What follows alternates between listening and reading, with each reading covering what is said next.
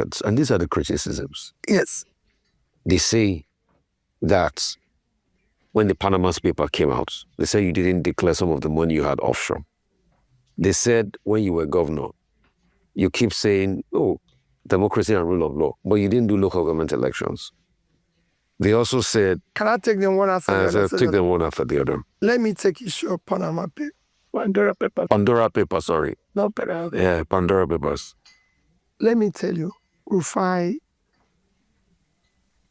I have a clear, legitimate trust, which is allowed in law internationally to be able to plan for inheritance purposes. And it is documented and everything. It was there that company, which you can trace, moved from one company to another, started Asaba in the 90s. And it's in trace, it's not something you can know. In the 90s, Rufai started about 96, 97, I'm not clear, but I can tell you, until I became governor 2006.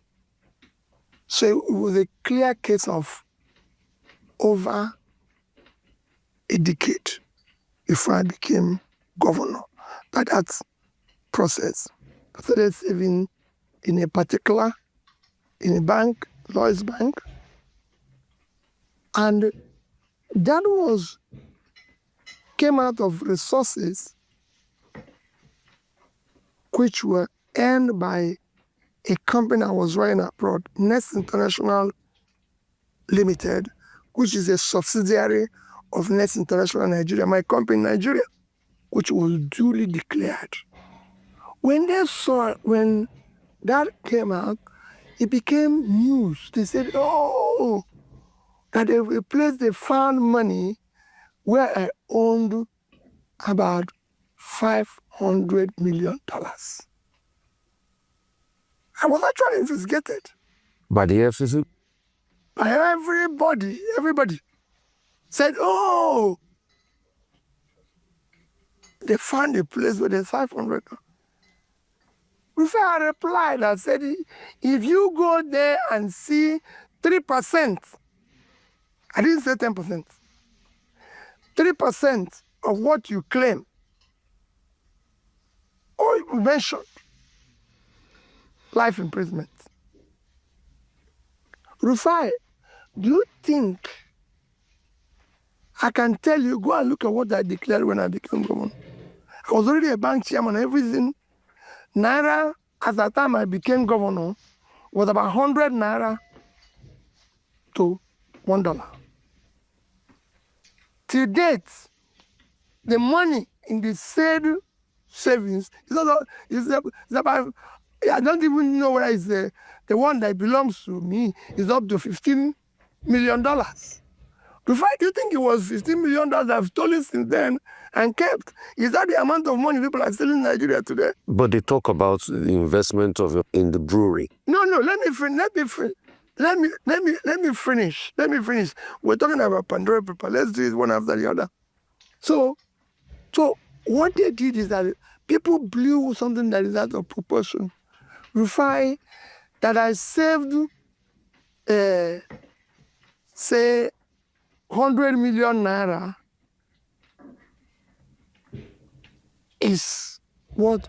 But when they saw it, even one organization said they saw about $1 billion. I said, $1 billion. If I have $1 billion, me and you won't be talking. But if you go there, how much is that? 1%. No. I told him, I said, go there if you get 1% of. If you see. So how much is there for transparency purposes? There's no transparency purposes. I put in every year. If it's $1, I put there. I just told you that when they said it's 500, and I tell them go and get 30% there. 3%. But you know why I'm asking? Because if you want to, you have to declare your trust everything is declared. It's plain. Everything. Okay, for the want of time, let's go through. The other one, he said, He said brewery. Let me tell you, Rufai, I'm happy you're asking that question because people have talked about breweries and everything. Rufai, if I tell you what I suffered for that brewery to be built in Anambra State, you will not believe it. Not to do so. I had to go out trying to attract business to Anambra State. The biggest revenue earner in Enugu State is Ama Brewery. Ama Brewery in Enugu. The biggest earner, call it revenue source for Anambra today, is that brewery. But you said the government stake that he invested had gone down. That was not smart investment. Those are some of the things they say. Thank you very much. I wish other people in Nigeria invested in something that went down. That's not smart. I said the biggest revenue earner, the revenue source, is that brewery. That brewery is employing at least directly 500 Anambra people. That brewery is at least giving food to over 5,000 Anambrarians. Those who use that business, distributors, truck drivers, everything. I wish people are doing that. What we do is that we condemn what is that. Because of the way they've been treated, they have the biggest brewery in Ogun State. Have you ever heard anybody say in Ogun State, oh, the brewery is this? They have a bigger brewery in Ogun State. They say you brought poverty to Anambra. Those are the criticisms of Lagos State Governor recently. So they said they say about they said I think they accused you and they said under your tenure poverty did increase and all of that. So you had no moral right to go to John Hopkins and talk about poverty. You are talking about narrow interest and narrow assessment. Go and look at Nigerian Competitive Index. Go and look at it.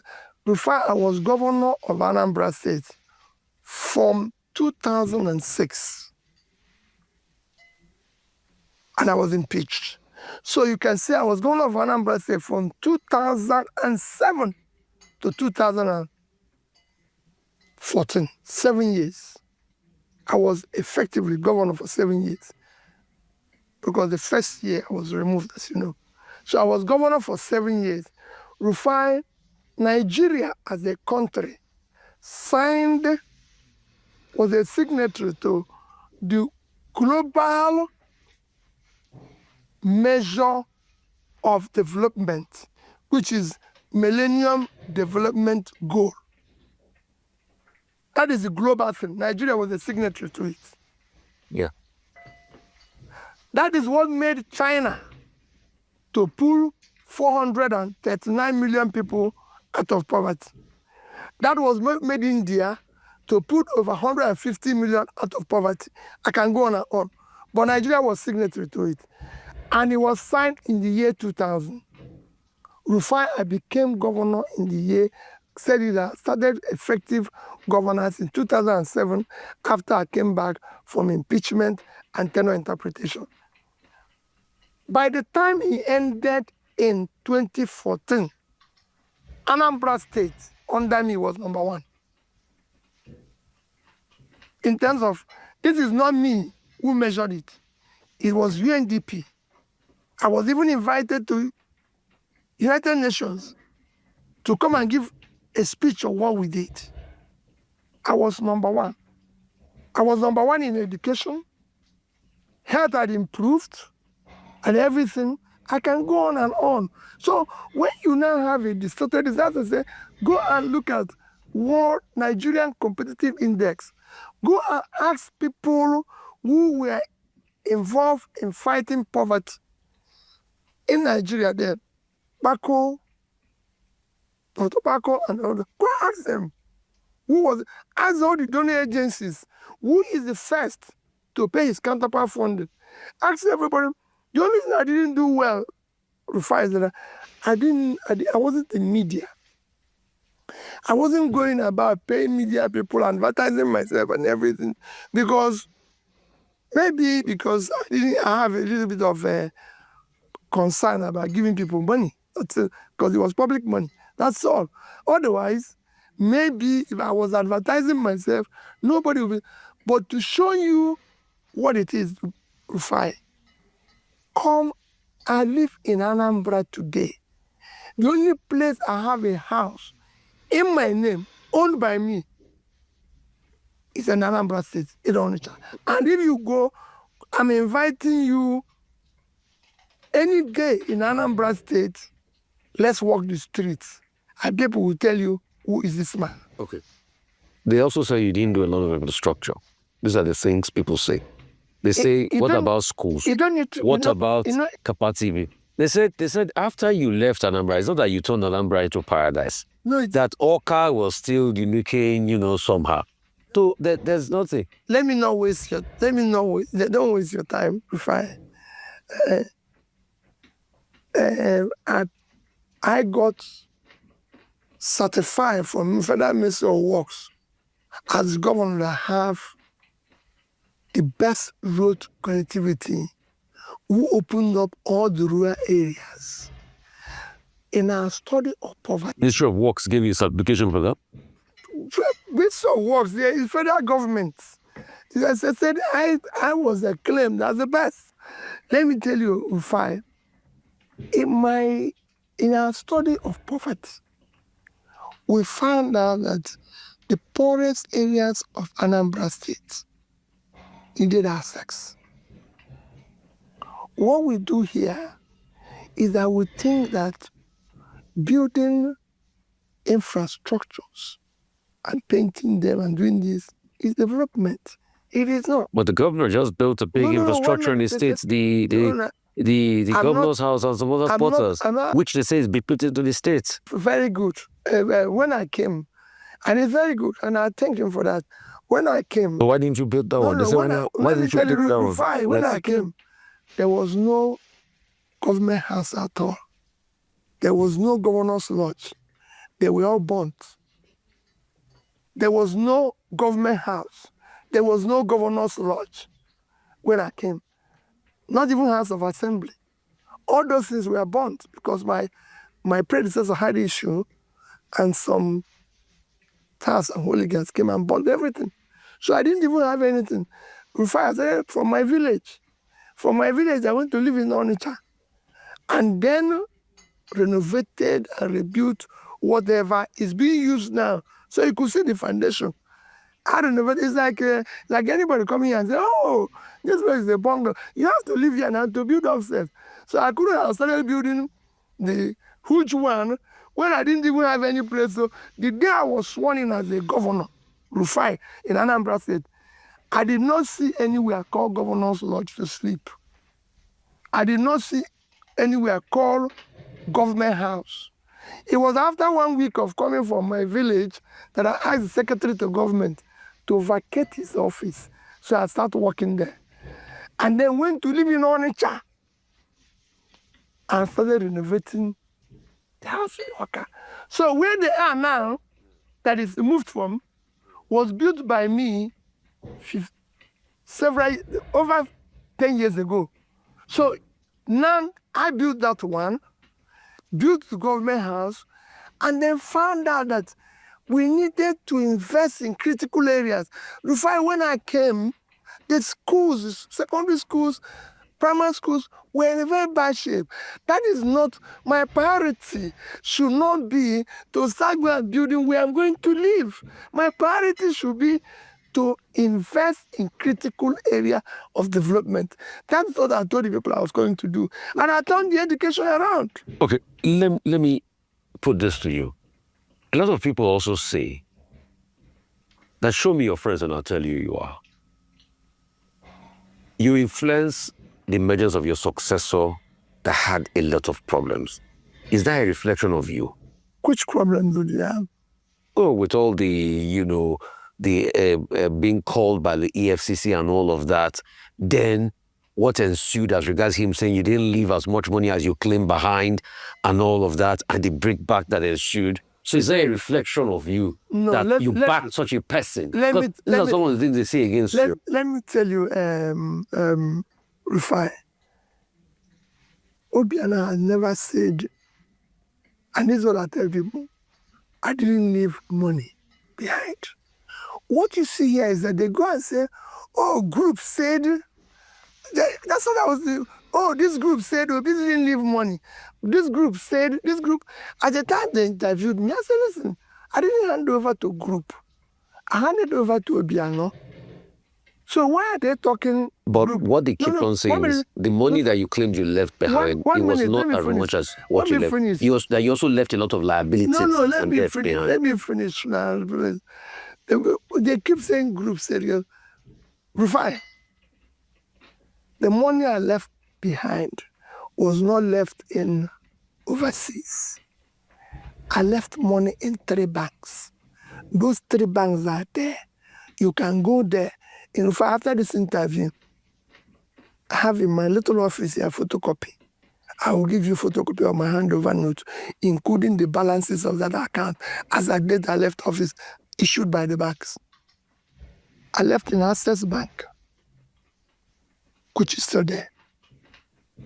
12 billion naira, $50 million. And I'm going to give you a copy. 12 billion naira and $50 million in Access Bank. I left in Diamond Bank. 12 billion naira, $50 million. In Diamond? Diamond. I left in Fidelity Bank. 12 billion naira, $50 million. $50 million in these 3 accounts and 12 billion naira. And 36 billion naira. What debts did you... 1 minute. They're documented. Rufai, the day I left office, I was not owing one contractor, one supplier who have executed his job. If you see one today, I challenge you. Go and sit. I was not owing any civil servant that was supposed to be paid by the state salary. I was not owing gratuity. I was not owing pension. Additionally, if you want to know, I left salary enough to pay salary for 3 months. It's documented. And I'm going to give you the documents. It's not something that anybody... So I wasn't owing anybody. So you said you were not owing people that had completed their job, but you were owing those that had not completed their jobs. If you haven't done your job, can I pay you? How can you pay somebody who haven't completed a job? Even you. So you had paid, you are not paid those that were not completed, that the job was still ongoing. If your job is ongoing, I won't. Let me give you an example. So are you telling me? When I came into Are you telling me that you left no debts behind in Anambra? Not one. I was even begging people to come and take their money. If you had a job in Anambra, you can go and ask anybody. Not one. Anybody who tells you Peter B was owing him, call the person. I've challenged people for 10 years. Okay. And we're just trying to challenge out there, still debts. Another thing, they said you want to be president, but you can't sort out problems in your party.